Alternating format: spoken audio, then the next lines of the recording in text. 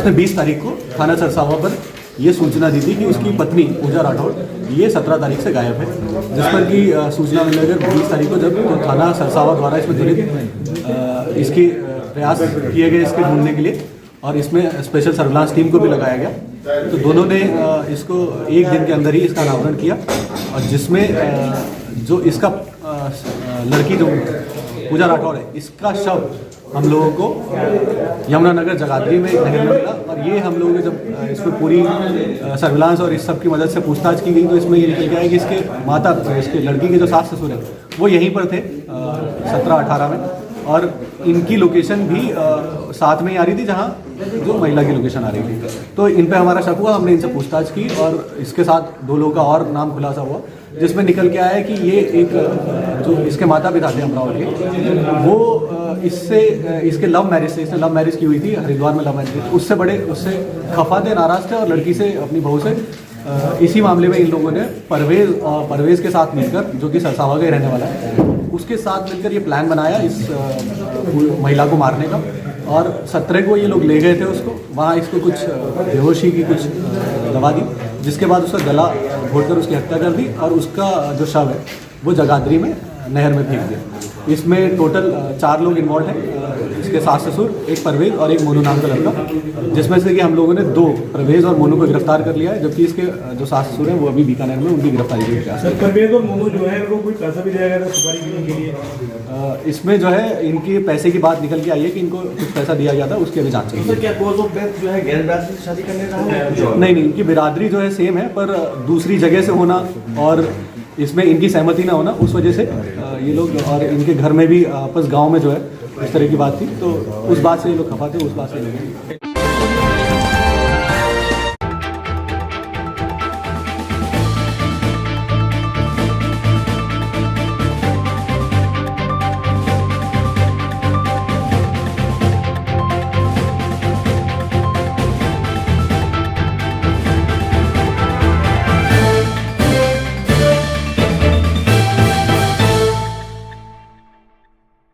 Sandeep single जी, बताएं क्या वारदात हुई थी?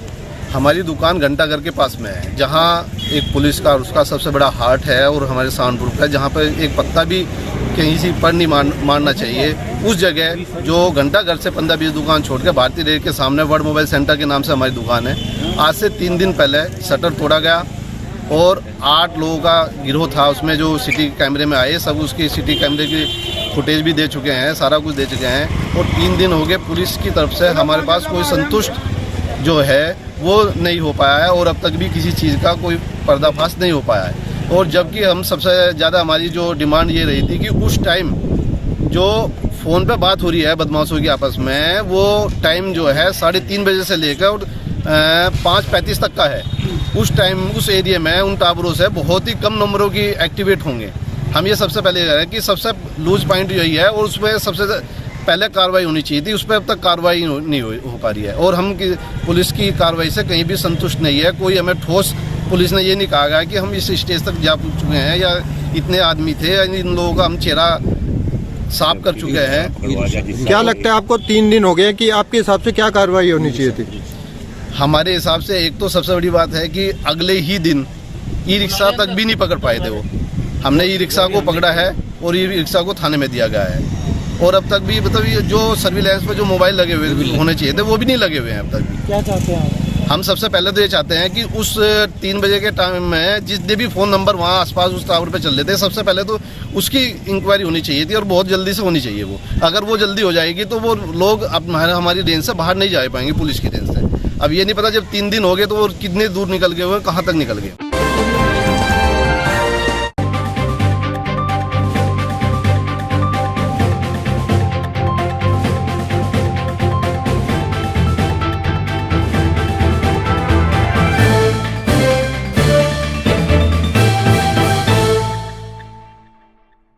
मेरा नाम मोहम्मद वकील है, मैं नूर बस्ती का रहने वाला हूँ।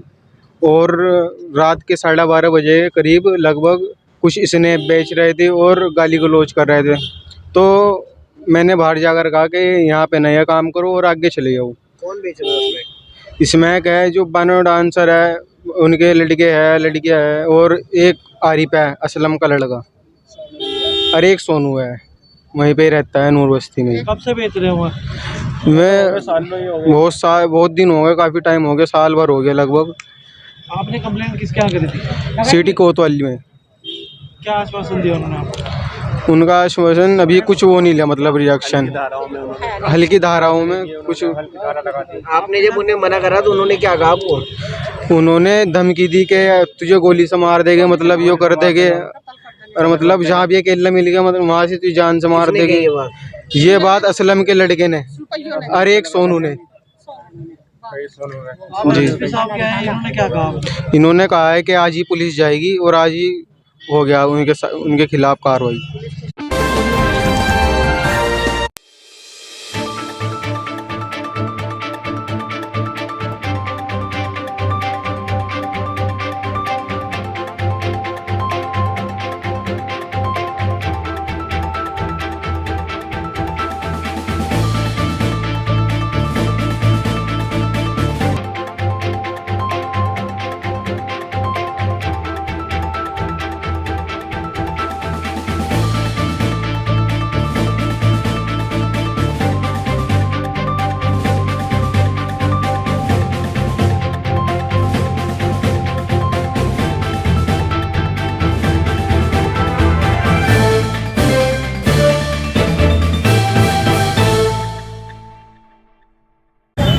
कर्नाटक के अंदर बजरंग दल के कार्यकर्ता हर्षा की निर्मम जिहादियों के द्वारा हत्या कर दी गई।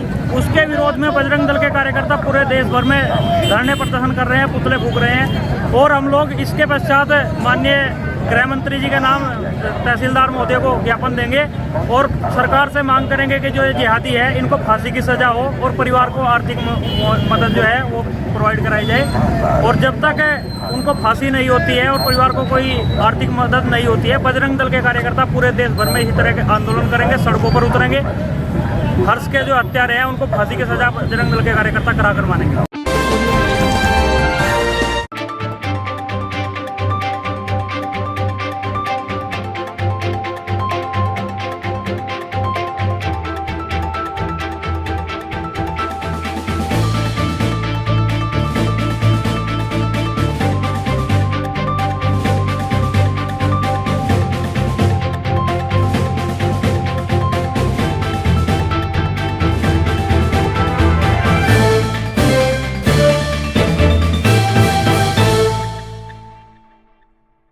मेरा नाम जसविंदर सिंह। जसविंदर जी, आप यहाँ क्यों आए थे और किससे मिले आप?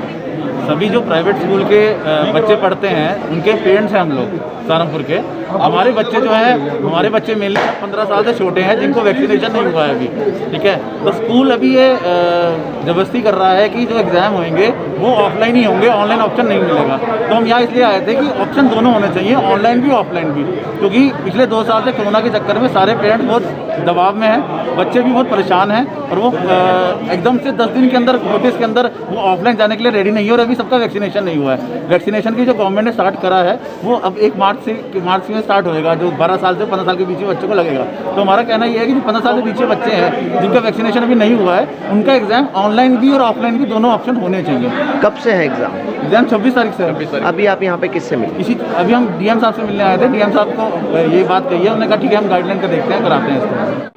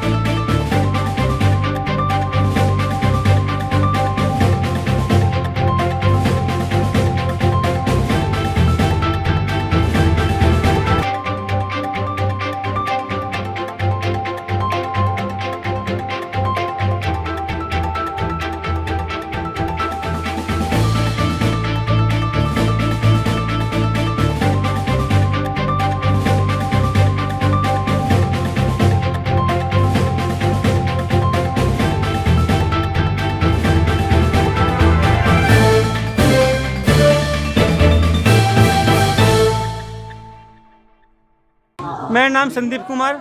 संदीप, ये बताओ कि क्या हुआ है? मेरी घरवाली यहाँ 3 दिन से एडमिट है, मैं फौज में ड्यूटी था। कल इसने ऑपरेशन किया इसका। मतलब ऑपरेशन बड़ा ऑपरेशन से बच्चा पैदा किया, बच्चा एडमिट है। और मैं सुबह आया ड्यूटी से, बोला भाई क्या है, बोला या बोली कि नॉर्मल है मरीज। मैं बोला छुट्टी कर दो, नहीं नॉर्मल है इसकी। मगर बोल तो रही 3 दिन से बोल नहीं रही है, इसे अभी एक्सपायर होगी, बोले इसको उठा ले जाओ यहाँ से, दूसरी जगह ले जाओ। नहीं, कारण क्या हुआ है, क्या मतलब क्या कारण हुआ कि जो मृत्यु हुई है? पता नहीं क्या क्या ट्रीटमेंट दिया उल्टा सीधा, में तो पता नहीं लगता, गलत दवाई दी इसने। आप क्या करते हैं? मैं फौज में हूँ। अच्छा, तो अब चाहते क्या हैं आप? मैं इंसाफ चाहता हूँ। कितने दिन से भर्ती थी, कहाँ के? 3 दिन से भर्ती है, गंगो खानपुर गुज्जर का रहने वाला हूँ। कानपुर है जी। सर मेरा नाम कुलदीप है। मृतक के क्या लगते हैं आप? मृतक के मैं देवर लगता हूँ। ये बताइए क्या घटना हुई? सर घटना ही हुई, मैं 3 दिन पहले अपनी भाभी यहाँ एडमिट की थी। उन्हें कोई समस्या नहीं थी, उन्हें थोड़ा उल्टी और उसकी वो थी, तो इन्होंने बोला कि इसका ऑपरेशन करना पड़ेगा। 7 महीने का बच्चा था, अधिकार वो उठा दिया, वो अस्पताल में एडमिट है। सुबह रात भर में इनको ढूंढता रहा कि भाभी जी की तबीयत जो खराब हो गई है। डॉक्टर ने कोई मरीज कोई भी यहाँ देखने के लिए नहीं आया। सुबह हम सब यहाँ ढूंढने के लिए ढूंढ रहे थे, कोई भी यहाँ नहीं मिला। जब हमने पूछा कि मरीज की हालत क्या है, बोला सही है, मरीज नॉर्मल है। मैं बाहर दवा लेने के लिए बाहर गया हुआ था, तो जैसे ही मैं वहाँ पर आया तो बोले इसकी तो मृत्यु होगी, इसको उठा ले जाओ, इन्होंने बोला है। तो आप क्या चाहते हैं? क्या सर हमें इंसाफ चाहिए हमें से। आपको क्या लगता है कि डॉक्टर की लापरवाही है? हाँ सर, डॉक्टर ने गलत ट्रीटमेंट दिया सर, गलत ट्रीटमेंट के कारण इसकी मृत्यु हुई है। हमारा मरीज जो है बिल्कुल सही बोल रहा था। क्या चाहते हैं आप? इंसाफ चाहिए सर हमें। कहाँ के रहने वाले हैं? गंगो थाना क्षेत्र? थाना गंगो, कस्बा गंगो गाँव, खानपुर गुज्जर, सहारनपुर। सर हमारे जो हमने इनसे कहा तो सर हमारे साथ मारपीट की कि लाश उठाओ, हमारी जिम्मेदारी नहीं है, यहाँ से उठा ले जाओ। अभी से यहाँ से उठा ले जाओ। और डॉक्टर भी यहाँ से भाग, अब कहाँ जाए बताओ, डॉक्टर भी फरार है, डॉक्टर ने भी। और जो हम इनसे बोला तो हमारे साथ मारपीट की है पूरे स्टाफ ने। और 2 लाख रुपए पहले भर्ती किया जब एडमिट किया मेरे पास। सर मैं भट्टे पे काम करता हूँ, मजदूर आदमी हूँ एक।